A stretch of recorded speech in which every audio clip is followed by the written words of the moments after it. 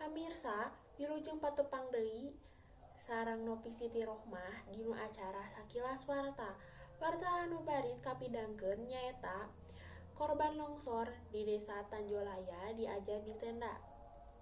Pamirsa, puluhan murid di sekolah di perkebunan Dewata, Desa Tanjolaya, Kacamatan Pasir Jambu, Kabupaten Bandung, nu dinu tanggal 23 Februari 2010 kena kurug, masih keneh diajar di tenda darurat maranehna teu bisa balik deui ka sakola asal kusabab longsor deui.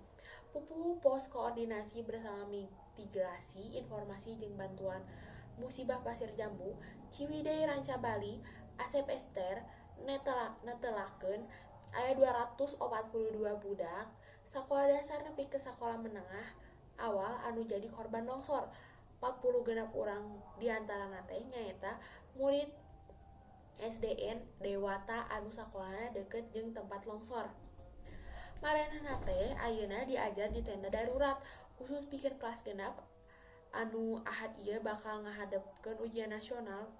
Disaprak 2 minggu ka tukang, maranehna teh cicing di imah kepala sakola SDN Cisodari.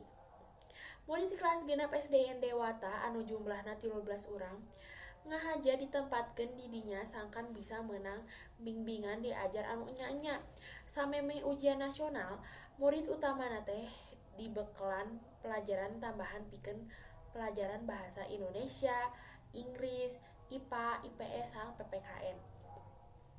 Unggal Senen 40 genep murid anu diajar di tenda teh meunang bimbingan ti guru khusus anu didatangkeun ti Dinas Pendidikan Kabupaten Bandung. Tenda darurat anu diadekeun di Blok G5 Perkebunan Teh Dewata kira-kira genep kilometer ti lokasi longsor. Dina kaayaan diajar jeung ngajar saayana. Murid teh katingali heseueun pisan diajarna.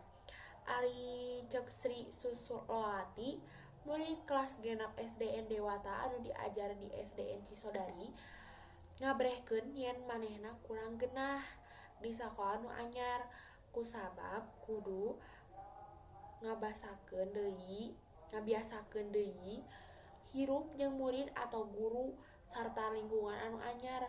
Kabehanana teh aya 187 murid SD jeung 40 murid SMP korban urug anu geus dititipkeun ka sakola anu deukeut. Sakian, wassalamualaikum warahmatullahi wabarakatuh.